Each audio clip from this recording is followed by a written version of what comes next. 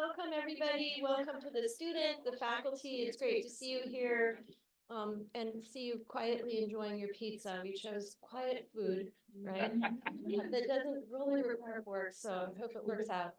So most of you know me, but I'm Deanna Shemek from European Languages and Studies. Rebecca Helper will be presenting our speaker, but I want to signal two things. First, mark your calendars for a day-long conference in the spring that will be co-sponsored by Early Cultures and a bunch of other departments and units. It's called Early Cultures Gender Frames, and it will take place on April 27th, organized by Nancy McLaughlin of UCI's History Department. And Nancy has sent me this little description. It's really coming together. Early Cultures Gender Frames and Experiences will be a one-day conference which celebrates the interdisciplinary and cross-field nature of the UCI Early Cultures Center, while simultaneously emphasizing the intellectual and emotional resources of early culture's diverse gender expectations and the individual and collective responses these understandings offer us in the present. They're inviting scholars who study all areas of the globe and all time periods prior to 1800, so it's a very wide historical range. And the conference will be divided into three panels. One on assault, one on gender frames, experience, and authenticity, and one on race, empire, colonialism, and resistance. So mark your calendars, again, April 27th, it'll be running all day, presumably, and you can drop in and out or attend the whole thing, and we hope to see you there. And then secondly, just a personal note, this is the final event in my period of tenure as the director of the center. It's really been for you.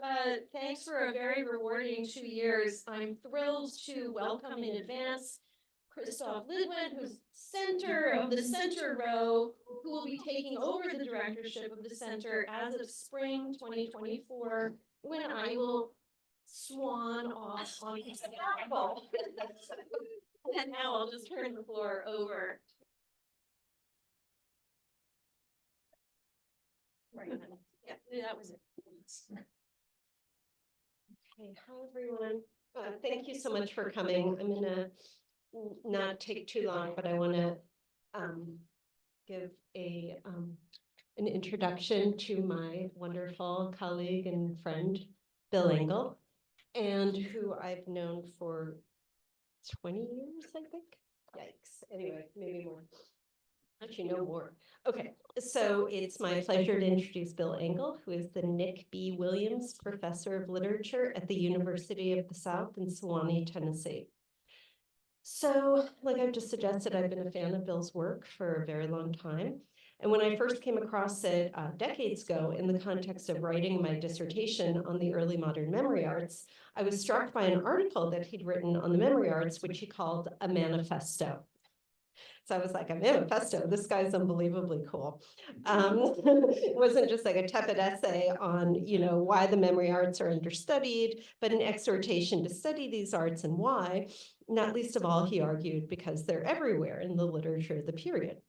So Bill went on to do just that, and he's really defined the field of early modern memory studies, but primarily in conjunction with his other great love, which is the study of mortality, early modern mortality. So for Bill, the death arts and the memory arts just go together, holding hands into the next world, and you can have one without the other, but why would you want to? But that is not all Bill writes about, and his work is both incredibly prolific and wide-ranging. He is so now you get the list of. He is the author of numerous books on literary history and visual culture, including Mapping Mortality, The Persistence of Memory and Melancholy in Early Modern England, Death and Drama in Renaissance England, Shades of Memory, Chiastic Designs in English Literature from Sidney to Shakespeare, Early Modern Poetics in Melville and Poe, Memory, Melancholy, and the Emblematic Tradition, and most recently, the printer's author in Early Modern English Book History, John Day, and the Fabrication of a Protestant Memory Art. So Bill has also edited numerous essay collections on early modern topics, most recently, Memory and Mortality in Early Modern England, and the Shakespearean Death Arts, Hamlet Among the Tombs. And these were both published very recently. Bill is also the co-author of two important anthologies, The Memory Arts in Renaissance England and The Death Arts in Renaissance England. And again, you know, chocolate and peanut butter. For the elderly in the audience. He's written more articles and chapters than I can count. And equally daunting is the range of things that Bill writes about and teaches, including, for the medievalists in the audience, Chaucer. And he told me that not that long ago. He was a would-be medievalist who couldn't hack the languages. Was that it? I think that's what he said. He's written a book on education and anarchy. His list of new projects, which can be found on his website, include a book on wind climate change and other unseen forces in the Renaissance, a book on 19th century writers reading Renaissance texts, a project on dogs, death, dialect, and demons in the works of Poe, a project on grace in early modern English literature for Rebecca Davis over here, who's writing on it in a medieval context, and a book on pastoral and memory from Theocritus onward. Did I mention that he's a fencing master at Sewanee?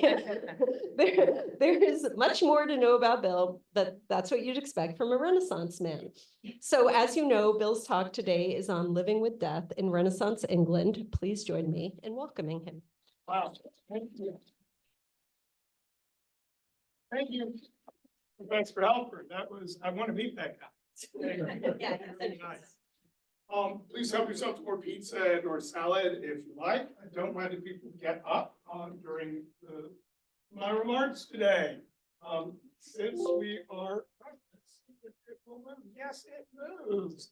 I wanted to start, since we're having a sociable meal together, how sociable meals in Shakespeare's England, not unlike what we're doing today, guests would fill their trenchers, originally consisting of stale bread, and hopefully our pizza is not stale at all, but it does look a lot like a trencher. They would dip it into a large communal platter or bowl, and they'd pull out food and they'd put it on their trencher. By the late 15th century, trenchers were made of wood or pewter and often decorated, and this is the highlighted bit, with amorous verse, mottos, rebuses, and riddles by way of after-dinner entertainment. Interestingly, the whole idea of after-meal entertainment starts around Chaucer's time, and in the first printed book in England, Paxton's Recul of the History of Troy, we find also references to after-dinner games and puzzles and entertainment. The one shown here was worn smooth by much use, has a depression at the top right for salt or other such spices. I love trenchers. And here's another kind of trencher. Once we're no longer making them out of wood or pewter, but it would be smooth wood or sort of double ply cardboard, deluxe hand-colored trencher from the time period we're working in Shakespeare's England, 1580s. Inside the middle, you have decorative poesy roundel with an amorous puzzle poem surrounded by stylized love knots and flowers in full bloom. The rim of this one in particular is made of gold leaf. This one's from Victoria and Albert Museum. The postprandial course was not to fill up the guests as they'd already eaten, rather it was to delight the eye and the mind. Trencher would be put in front of each guest with the painted side down, so you don't quite see what you have yet. Then would be filled with your sweetmeats, ornate marzipan, or sugared candies. Once eaten, the trencher would be turned over to reveal the image in the verse that was read aloud and enjoyed by one and all. Sort of going around the table, and better than fortune cookies, but all kinds of moral or amorous or moral temporality. Where did that come from? And the red O picks up the O in the middle, and if it's hard to read the Elizabethan style script, you would turn your trencher over and you drew the death blank, the death bed. Oh, death, how bitter is the remembrances of thee to a person that seekest rest and comfort in their substance and riches. After you just finished a sumptuous banquet, you're sort of reminded of all that. That's great. And I found this one at the University of Toronto in their Museum of Culture. This also is from the 1520s. Maybe I expanded it too big, so you might be able to see it over there. But the verse likewise reminds us of our mortality. This one's made of beech wood. So whether special drinking glasses for nighttime medicine or after dinner toasts, here's one reminding us of the fleetingness of time. And I think such jocund after dinner diversions that focused attention on our mortal temporality recall a much earlier trope revived in the Renaissance from John Florio's translation of Montaigne's essays, 1603, and book 1, number 19, The Two Philosophizers Who Learned to Die. Florio translates Montaigne as following: so did the Egyptians who in the midst of their banquetings and in the full of their greatest cheer caused the anatomy of a dead man to be brought before them as a memorandum and warned to their guests. He quotes from Horace and translates in rhyme couplets. Think every day shines on thee as thy last. Welcome it will come, whereof hope is past. Well, Henry Beecham in his Britannia, Minerva Britannia, has the same emblem of here at death's head coming forward in a comparable verse. The Ethiopian princes at their feasts did use amid their cakes or cakes, and costly cheer a dead man's head to place before their guests, that it in mind might put them what they were. And Philip, Macedon, gaily caused one to say, O king, remember that thou art but clay.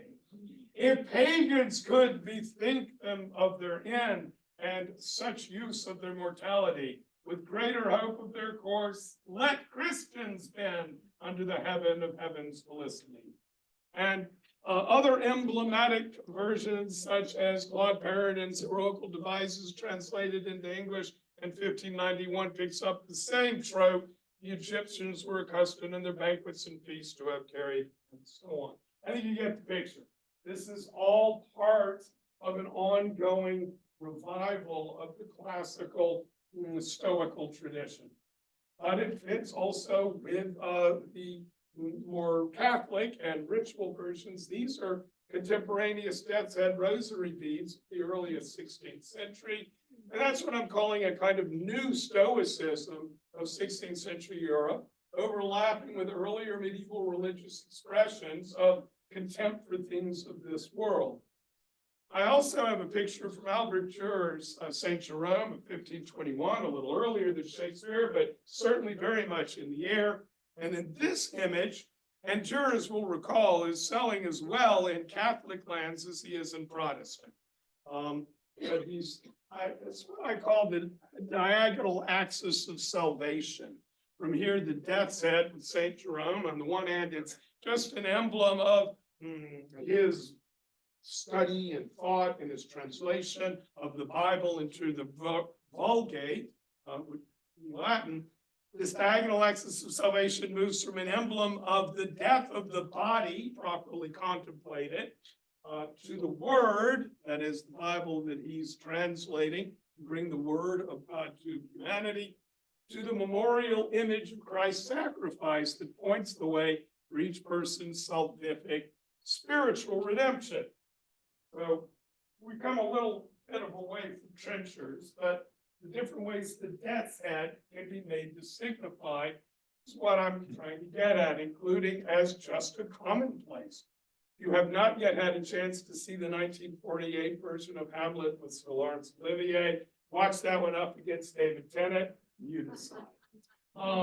Sir Laurence Olivier in this iconic memento mori moment, alas for Yorick, which we'll be talking about in the seminar at 3 to 5 a little bit, as well as just a commonplace emblem that George Wither uses in his remake of Rollenhagen, his Nucleus Emblematum, with the death's head and the melancholy night murder owl and the memento mori, calling attention to what we all must do. In cheap print, which is something I've been able to get more interested in lately as more things are coming to light, so little of it survives because of its ephemeral nature. But we're finding more of the ballads, and in fact, I have a ballad to share with y'all at the end that you can take with you and get online and listen to how they've set it to music, which was done 20 years after the ballad was put out. Again, cheap print, unreflective, remember to die motto here on this handbill with the memento mori. It is appointed for all men once to die, therefore think upon eternity. And as I am, so must you be, therefore prepare to follow me. And let's remember this image of the person lying prostrate, face up in her winding sheet, getting ready for burial. We'll get back to that. As for related burial customs, to be sure, the death's head fundamentally functioned by way of reminders and tokens of remembrance, reiterating our mortal temporality. Here's a picture. Victoria and Albert Museum has death's head rings. That's a ring that you would have worn, early 17th century mourning ring, bequeathed to a designated mourner. But I'm going to go ahead and read this whole little bit here. Shakespeare made his last will and testament on 25 March, 1616. That's a fact of law. What do we know about Shakespeare? Really only 4 or 5 things, and I'll tell you what they are verified later, and this is one of them. About a month before he died, the preserved document records that he bequeathed money to pay for mourning rings for 3 of his old colleagues in the King's Men Playing Company, Hemming, Richard Burbage, and Henry Condell. Burbage will die shortly thereafter, but 2 of them, Hemming and Condell, would remember him further with the 1623 First Folio, first collected works of Shakespeare, where about a dozen of his plays appeared in print for the first time. I like to imagine they were wearing their memento mori mourners rings while they were getting Folio 1, the First Folio through the press. The request of money for such rings was common in the period, with the item to be worn as a material reminder of the friend or family member now deceased. The person dying in effect paid a sum to be kept alive in their loved one's memory. That's the cost. The rings also reminded the wearer of their own mortality, often bearing an image of the death's head or skull. Shorthand memento mori, remember to die. That Latin phrase that literally but more figuratively implores the living to remember their mortality, to think upon their own end by remembering the passing of another and to live their lives accordingly. This use of the memento mori or death's head had a lot of clever, conceited variants. And here's one from Dirk Jacobs' portrait.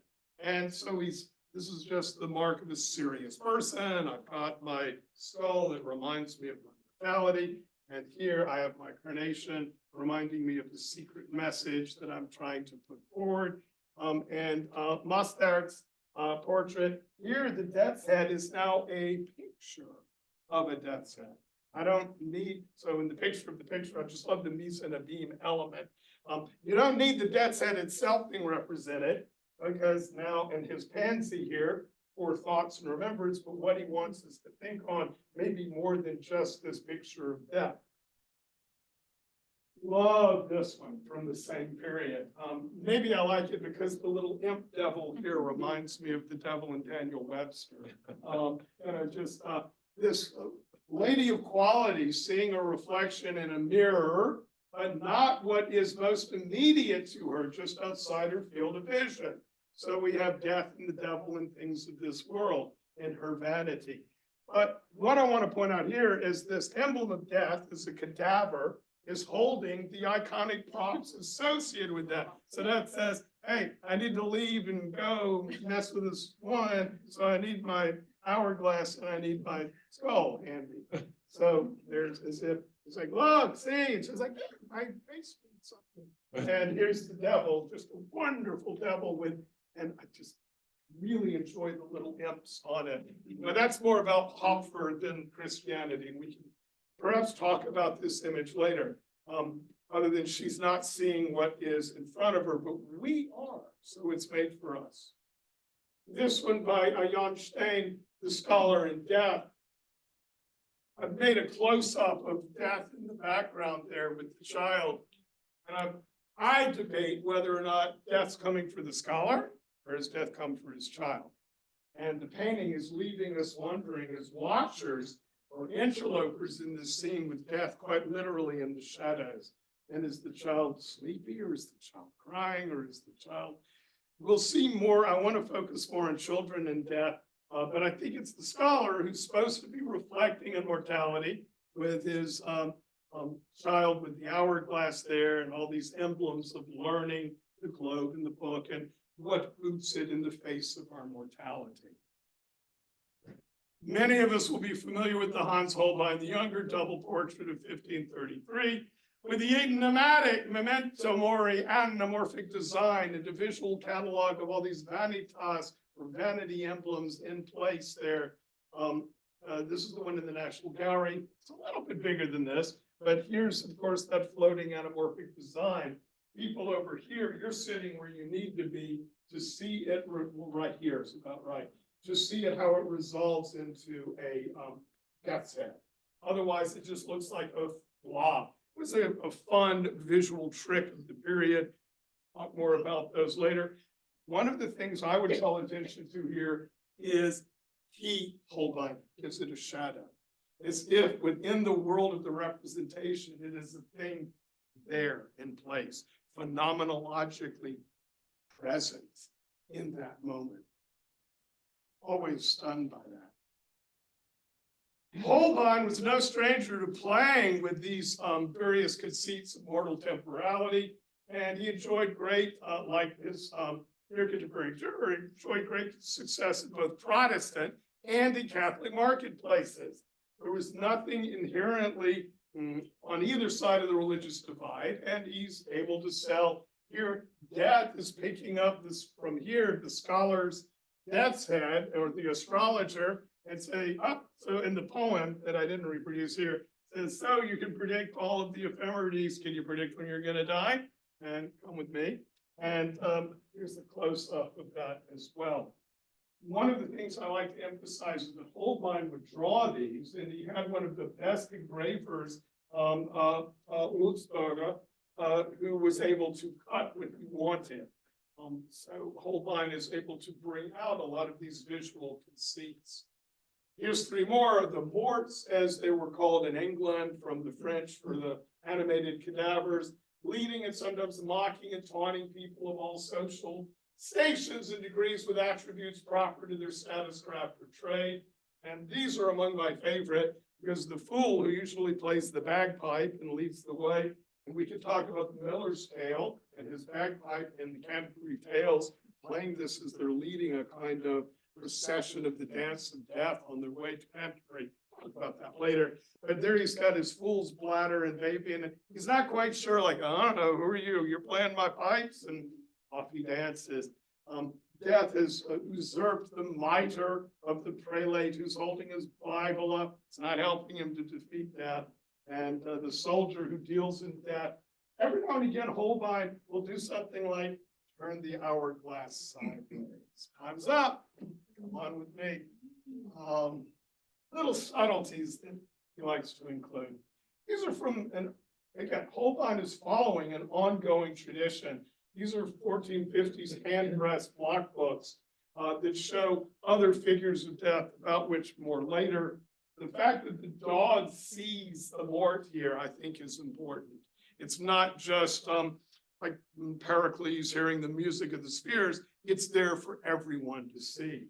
I also like the fact, and I'm going to do something with this later, that these images of death are a kind of whole ecosystem of memento mori things. A little snake living here, and he's playing the castanets, and the other little snake talking to him here, or worm.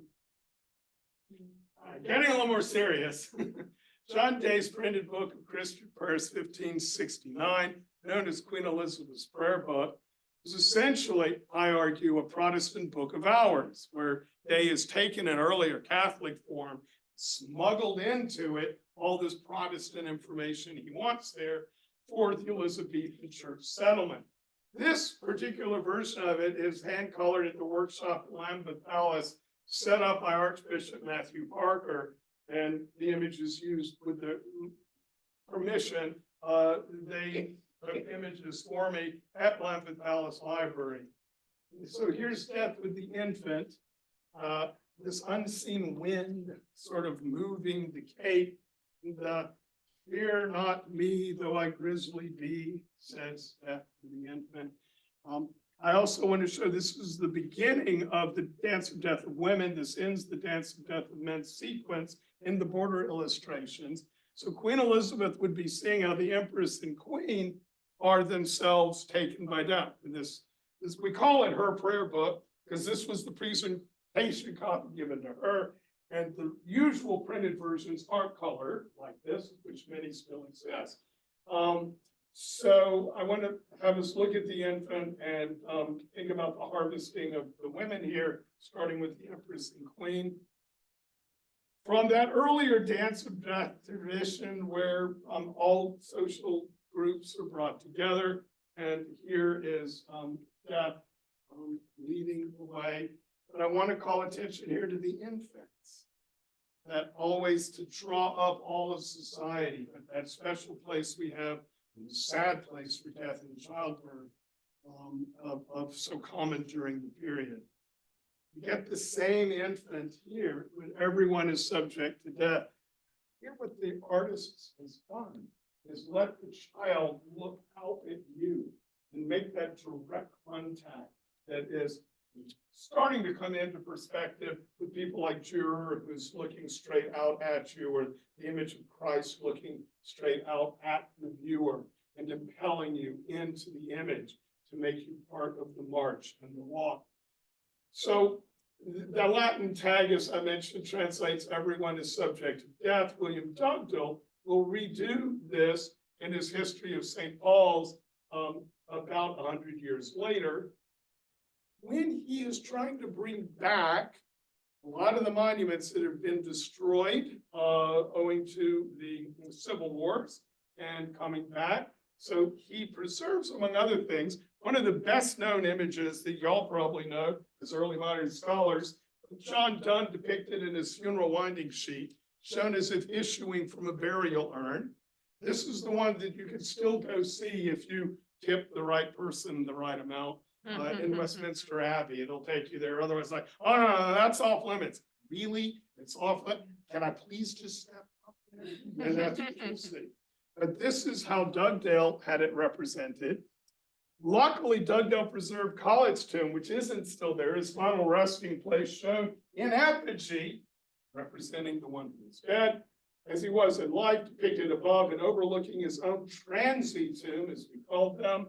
And thus what he is in fact, Collett is in fact becoming inside the tomb as he now is. So you see in life with the death's heads on top of his tomb and the transient. We're gonna look at two other transient tombs.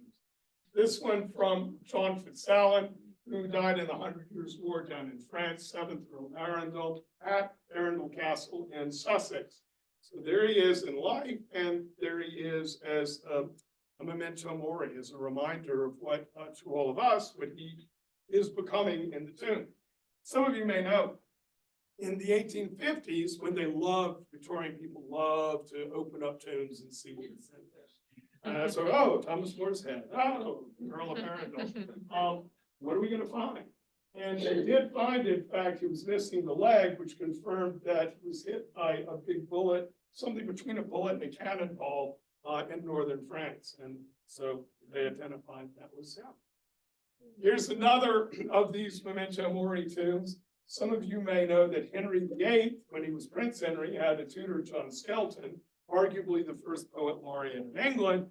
And he wrote in his Lines Upon a Dead Man's Head, we think that Henry's mother, the Queen Mother, Margaret Beaufort, gave him a skull when he became rector of Diss in 1503. And he wrote a whole poem, I think is a imitation of the Mass as we look at it.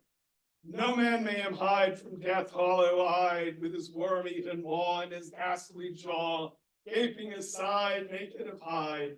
And so, wow. What can be said about Richier's transient tomb memorial to the heart of Rene Deschamps. This is at the Church of Saint Etienne in Val-le-Duc. When I went there, I was not expecting it to be as weird, grotesque. But that's there with all of the other tombs, and there's a big pile of bones there as well. Picking up on this tradition of let's get as anatomically correct as we can what we look like in death, and here holding up.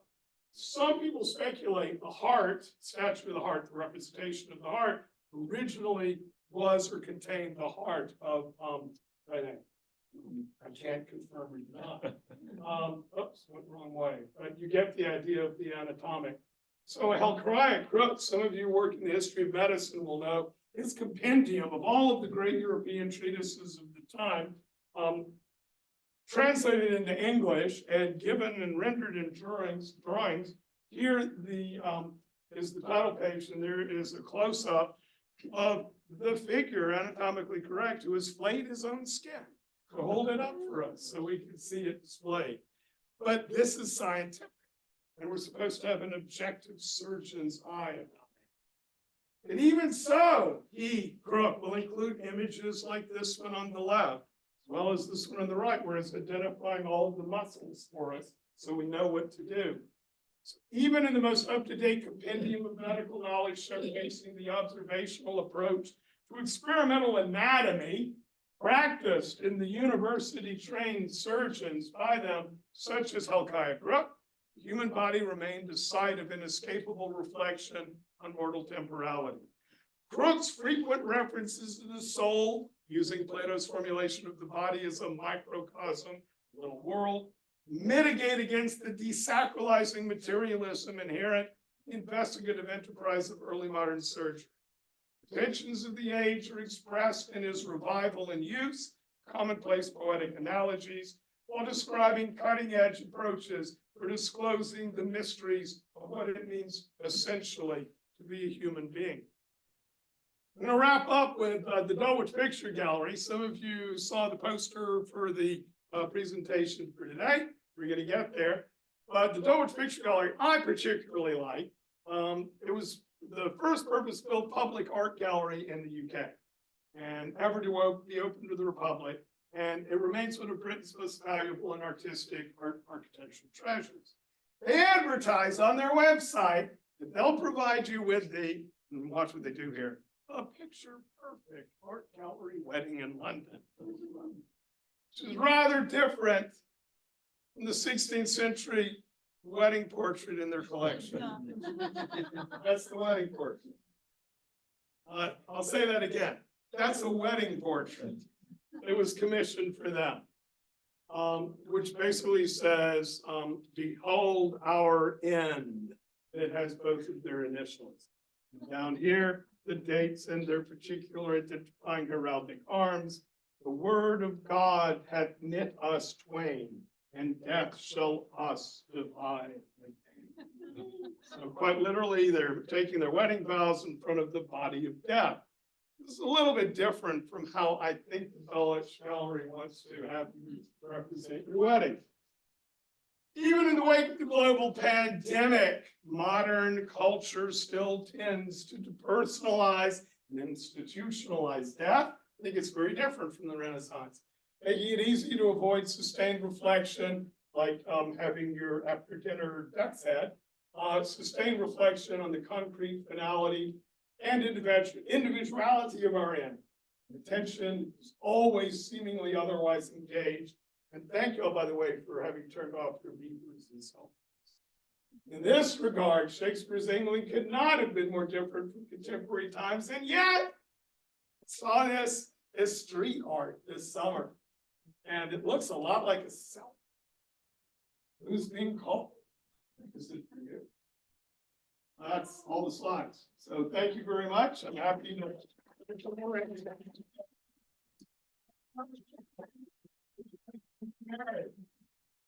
Guys, I just wanted to say I'm a monster.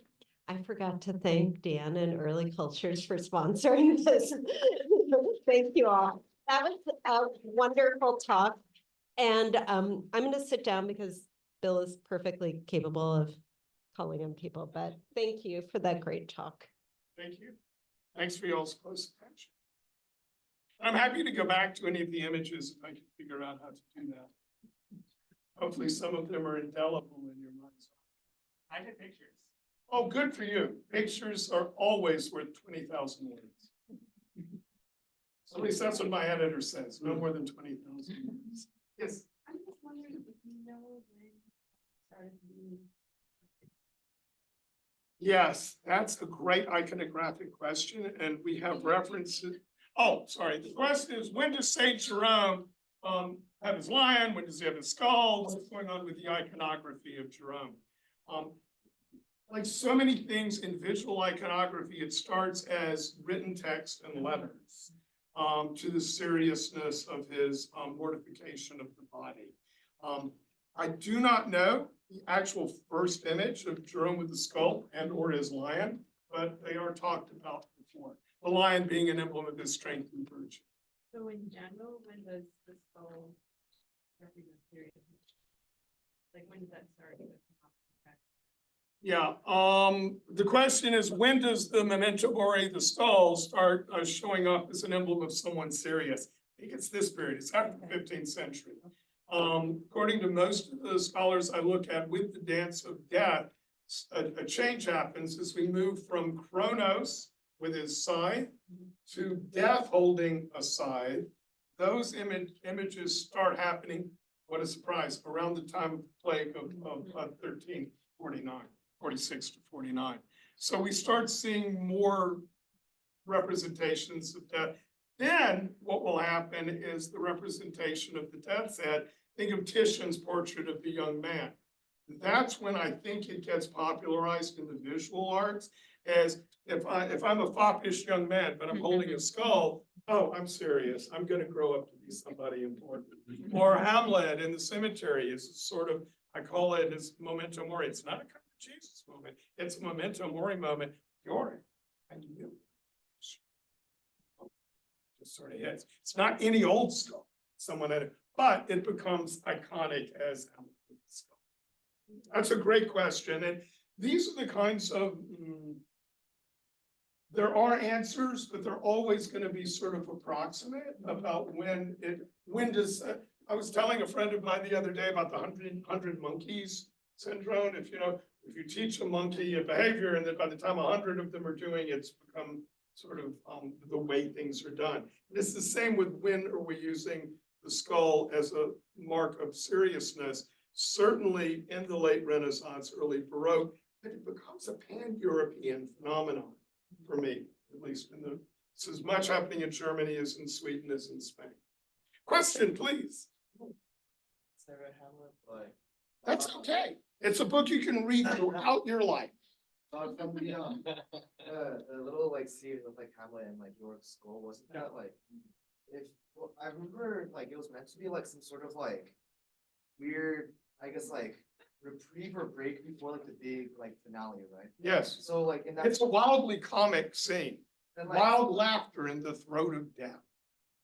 I was just like wondering like how that like then like interplays against like this concept of like this seriousness like that and like the skull, I guess. It's like La Rochefoucauld said, the sun like death cannot be stared at all the time. So there is a way we need to look away. Shakespeare will do the same dramaturgical thing in the same Macbeth. After the killing of Duncan, you have the porter scene where he's making raucous fun of Hellgate, of being at the gates. And then all the seriousness of the play is going to break open. Shakespeare loves to give us these comic moments where he and the gravedigger are quibbling with each other, quite literally, until reflection. Yes, please. I loved your talk. It's the liveliest talk on death I've ever heard. Oh, wonderful. That's what we're going for. Yeah, that was wonderful. I really appreciated it so much. There was a motif that you brought out, Leon, and I wondered if you might have a little bit more to say about it. And it's the element in which the death's head is used essentially to realize the work of art. Yes. Right. So that was in, the ambassadors and a couple of other examples as well. So that's a little. Maybe that was staff calling. Undoubtedly it was. Within that motif, I'm wondering what that is saying further about the positive future or current status of the art object. In other words, would you see that technique as being a way of essentially acknowledging the transience and immorality of the art object? Or would you see it as actually a paradoxical assertion of the durability of the art object? So- Right, Or Right, something. in between. essence, It's if I not understand the necessarily- question, the use of the Yeah. memento mori in these highly stylized, conceited ways, is it more a statement about the durability of the work of art to preserve beyond, like with Shakespeare's sonnets? Oh, young man, your youth will go, but if you do the loving I'm supposed to tell you about, you'll live on forever in my poem. And who knew, he'd be right. So there is a way that references to death that way will help and bring us forward and preserve beyond our usual lifespan. But there's also, I think Holbein's too clever by half for all of that. I think someone like Holbein is also saying, I'm really gonna give you a mise en abyme, and I'm gonna send you back in. That is, we're gonna look into the abyss together, and we're gonna see reflected back to us our own impermanence. And so I think one of the things Holbein's doing is tricking us into thinking we've somehow cheated death, when in fact we haven't at all. And his images bring that home, like with the anamorphic, with the more stabbing the soldier that, yeah, it's the best that we can do is try to outlive ourselves. Yes, please. Yeah, thank you very much. Quick question about one thing you briefly mentioned, which is the Christian appropriation of the Stoic theme. Yes. Is this my understanding that in the Stoic traditions, when time is up, you get to leave on your own terms? Yes. Right. If you've planned right. If you plan right, but you still, it's allowed. Yes. Whereas on the other hand, it's not. And so I was wondering what kinds of tensions there might be in terms of reappropriating a theme that is potentially so much in contradiction with Yes. important dogma. Two things I'll say. One, we get after, during what I'll call sort of the pre-enlightenment, translations of Lucretius's On the Nature of Things, all pure Stoic. This whole, and the best Latinists of the day are going back to Stoic works and saying, we need to get back to this. We've sort of jumped over the promise of what Christianity and organized church are going to do. So that's a little bit later of the Senecan theme. Let me get us back to those block books, because, and even in Lydgate's Dance of Death, he does this too. I think the nun's ready. I think the nun has been doing a rosary every day and has thought about death and maybe even had one of those death's head rosaries. It's like, oh, okay, so time is fine. The youth, the lusty youth in his prime, he's not quite ready. And the doctor, with all of his art, who can read your urine, he's not ready either, because he thinks he's got the leg up on death. I don't know if that sort of answers it. I see a lot of, there always will be a tension between, even Bacon says in his essay on death, that we've got the Bible, we've got the idea of the sure and certain resurrection of the body, so why are we all afraid of that? Is that sort of? Yeah. Or do you have a follow-up? I mean, the question I have is really about suicide stuff, Oh, yeah, because Donne's all over that. John Donne, that is arguably, as I'm sure you know, the first person to write a pro-suicide tract or self-euthanasia, as people say. And these are questions that are now able to be asked, like if I want to go out on my own terms. Donne, if we can believe his Walton and other biographers, slept in his winding sheet and maybe in a coffin at night to help him get ready for death. I don't have any Polaroids of that. Did you have anything further about the suicide idea or leaving on your own terms? no, it's just that I see that in less necessarily in visual arts, but more in French literature, for instance, and Yes. this is a key question with regards to what usage you can make of memento mori and of Stoic philosophy. And it relates to the idea that you're not the master of time, and you can't claim to be the master of time until the end. Because if you do, then it's a manifestation of pride, and therefore, it's an obstacle to salvation. Yes, I think that's one of the things Montaigne is getting at in book 3, number 13, De l'Expérience, where he's talking all about the preparations that one can make for death. But all he wants to do, he says at the end, is to have lived appropriately and not outlive himself. Any other questions? And then, oh, good, one and then two, yes? So going back to what you were saying around Holbein's Dance of Death and then the prayer book, you're mentioning how these images tended to endure across sort of the Reformation. Yes. I'm interested if you see any particular interesting shifts there, or is it more important to kind of note that iconography did persist even as like religious Yeah, well, perceptions change? I really wanted to see big differences, and the only big differences there are in the visual representation or at either extreme. So that in England, you're gonna get laud and very high churchy manifestations, and I don't mean to offend anyone who's maybe high churchy. That helped consolidate the Protestant worldview they wanted. Same with the Catholic worldview. But once we get beyond either extreme, my experience has shown me is very fluid in terms of, say, the Dance of Death. It's what text you apply to it. And that's where the authors can take their liberties. Because you've got the image, and then you might have a very religious French text or Latin text that you're applying to it. And some others might have more Protestant text. Same with the emblem books. They reuse the images a lot and just apply their text to what they want. So that's to do more with the printer as author. It's a great question, please. Maybe I'm building up on the last two questions, and I wonder if you can help me think about, it seems like the images that you're showing,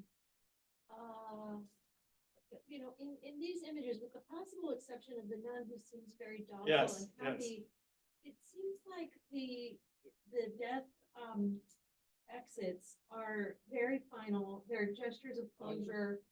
I don't see what I might see, I think, in the Catholic tradition, which is more emphasis on the transcendent moment. Absolutely. We don't have people being taken up in the arms of angels. We don't see them surrounded by their favorite saints. or Yes. Like this, for obvious reasons, because those kind of concepts, that crowd of characters belongs to a Catholic tradition. But do you see in any of these something beyond just remember you don't have forever? And one day this will all be over? Yes, absolutely. Particularly people like William Perkins, who will follow this kind of rational approach to you die, but being a good new evangelical Protestant, he doesn't want to speculate beyond what Scripture tells us. So, whereas death may be a semicolon, not a period, it's the Catholics who have the ready-made extra textual images and text. But it gets a little more tricky in Protestant England. I'd like, before people start leaving though, to give you your party favors. Your party favors, so send those back behind you and we'll see how far they go.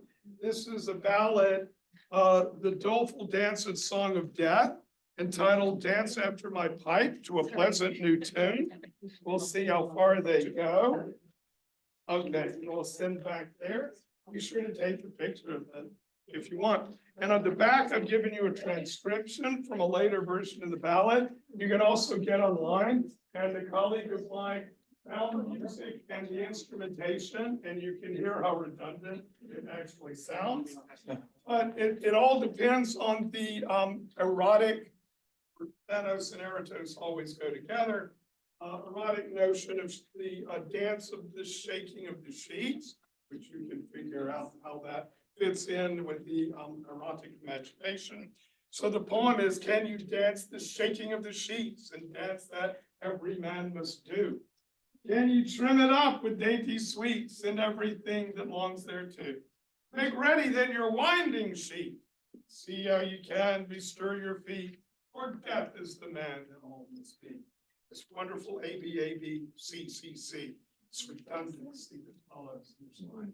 But we had a few more questions. You can play with this for hours. Have a lot of fun. If you're a musician, even better. Please. A potentially very minor question, but I was really interested in No the question is difference Only between, G's can be minor. what was it? You were using the terms death's head and skull, Yes. sometimes in a way that sounded very interchangeable. In other ways, you would differentiate between the two. Was there? Sometimes the skull is a memento mori, but not every memento mori is a skull. Okay. Vice versa. Sometimes the skull is just a skull. I'm sorry, go ahead. I mean, the death's head versus skull, whether that terminology in any way. Yeah, for me, death's head is when you were intentionally using it as an emblem to evoke a motto relating to memento mori. But yeah, Not sometimes, every death's head is a skull, not every skull is a death's head. so that when, if you look, for example, of, in particularly in Catholic paintings of the crucifixion, and which is the Golgotha, and you see a skull, that's Adam's skull, because Christ's crucifixion takes place where, within the tradition, where Adam was buried. First man, last man. And this gets repeated both in Catholic and in Protestant. But that's a skull, but it's Adam's skull. But because it's Adam's skull, it brought death into the world and all our abode. So it very quickly becomes memento mori, even though it's a particular box. There was another question here. Yes, please. Another fairly narrow question, but I'm interested in this middle figure here. Yes. With the locks of hair. Yes. Because the only Have you sort of, heard I talk on Fortuna? no. Go ahead. Well, good, but exactly, that's the only emblematic association. I have Yes. is but is the young man seizing the opportunity of death? Yes, he's grabbing death, trying to arrest him. The short version is, I'm very interested in what I call the migration or transmigration of emblems. One emblem can move between different registers. There is an emblem of the goddess Fortuna from the 2nd century BCE on, who had a forelock of hair, stood on a ball, fortune, occasio, or occasion. In one hand, she's holding out riches. Grab these pearls. And in the other, she's holding a sharp razor or knife. So you better grab her by the forelock, slow her down, grab the riches, miss the knife. And I think this poor young man has got his iconographic lines crossed. He thinks if I could just grab death by the forelock, I could stop death in his tracks and get some victory. I think that's part of what's going on, because not all the skeletons have hair. And I've made a study of this. Now, I'm clearly a person with too much time. But when they do, I've also seen some where they grab at death's cloak, likewise trying to stop the madness. But I like that death already has a ukulele or guitar. And as I mentioned earlier, the dog sees the figure of death, sees the mark. It's not like the dog's still sniffing down here and oblivious. Even in these simple woodblock images, there's so much going on that begs questions and asks new ones. In this one, I do think you're absolutely right. It's pulling up several traditions at once. Did you have a follow-up? Well, I kind of, so if you think of it as, you know, you grab occasion by the forelock, you grab fortune by the forelock, that should be the payoff. It sort of made me wonder a little bit about the Stoic, you know, that maybe this young man is actually, you know, he's chosen his moment of death. Yes. He's sort of, you know, there's almost a way in which death becomes the fortunate outcome. But I think I like your reading more of it. But kind of- look, who's He looks calling very out? unhappy. He's calling out. Give me a hand over here. But as we learned from every man, the play, no one can go with you. Yeah. Question, please. It's about the Don Juan legend. Yes, So I think, Don Juan in hell. yeah, Yes, that one. I don't, in the original, I don't believe, so there's a statue that basically, it's the father of, someone that Don Juan kills. Yes, Um, because he raped his daughter. right. Yeah. I, Don't forget that bit. Yes. I think in the original play, that statue wasn't in there. Correct. And then in later versions, the statue was part of the narrative. this dragging Don Juan to hell. And it's the statue in the memorial, it's a memorial statue in the cemetery. Right. So by the time we get to De Ponte's libretto for Mozart, that's where it's a memorial statue. It's like a death, a cemetery statue. And that's what comes to life.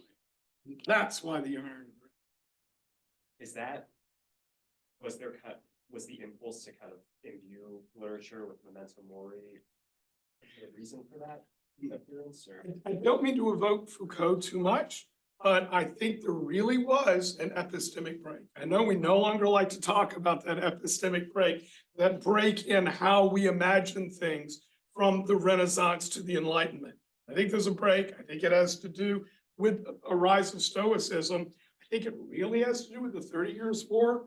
Don't get me started on that, or we'll be here all night. Yeah. And I think that was a pan-European tragedy from which they, even in Napoleonic times, happened. So I think there really is a break. There's a cultural break, and it changes the way emblems are imbued with their meaning. New kinds of symbols are going to come on the scene, new kinds of science.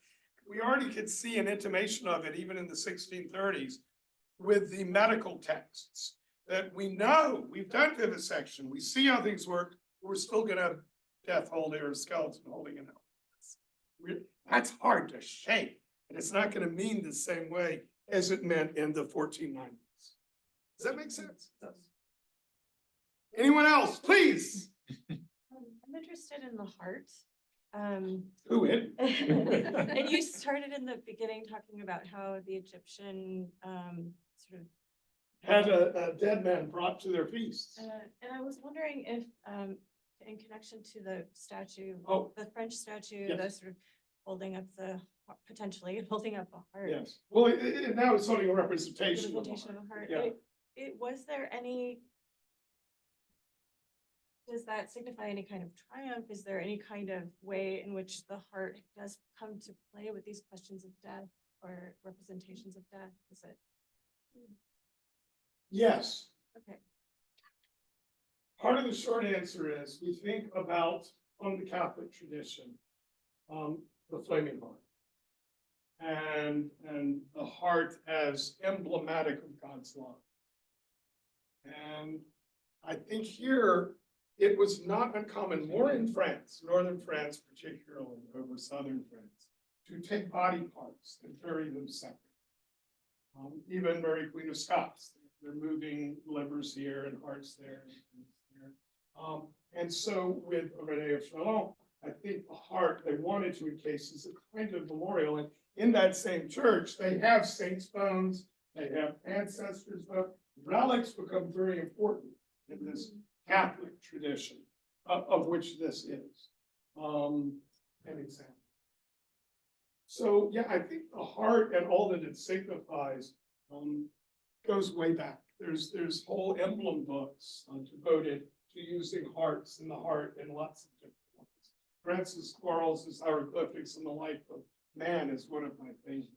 There's these little cherubs and hearts, but they keep doing things. Like at one point, the heart becomes the breast, because it's the world. At one part, and then we take succor from the world. At one point, the hearts become wings that are flying away. So it gets really crazy how you can play with the heart. But that's, I would say, more Baroque. That's mid-17th. Not connected to the Egyptian treatment of the heart. Although remember, the winged disc from Egyptian mythology, as they understood hieroglyphics, was a kind of the soul. Is that sort of answer? Yeah, I mean, thank you. I think it all goes back to winged souls, winged heart. The heart is a stand-in for the soul. Yeah. By this point, where do you think they thought your real cognition and life came from? That was the liver, right? They thought that was the seat. And for those of you who worked in humoral sciences, heart's just a big old muscle. But later, it's going to mean things like the flaming heart of the love of God. But in terms of physiognomy or physiology, they assigned different functions to your body organs. And it was the liver that gave you. That's why in Hamlet will say, I don't have a liver for it. I don't have the. Any other, I don't want to keep you all longer than you want. I know there's more pizza. So we'll let you wrap things up, Professor Elver. And then, or you have a question, and then we'll let people leave. And I'll I'll stick ask you around. my questions privately. But I just wanted to say that Bill's actually doing research at the Huntington for the next couple of weeks, Huntington Library, and he's giving a talk next Wednesday if you want to At noon. announce it, which I think also people can see on Zoom. Is that right? Do you want Yeah, to tell it's at them? the Huntington Library at noon, and you just get on the Huntington site, they have a little web thing about it. It's not about any of this stuff, it's about frontispieces. Every now and again, I do masquerade as a real Renaissance scholar. Because I'm very interested in what I'm calling cognitive ecologies and the way printers and writers collaborate to invite you into big text.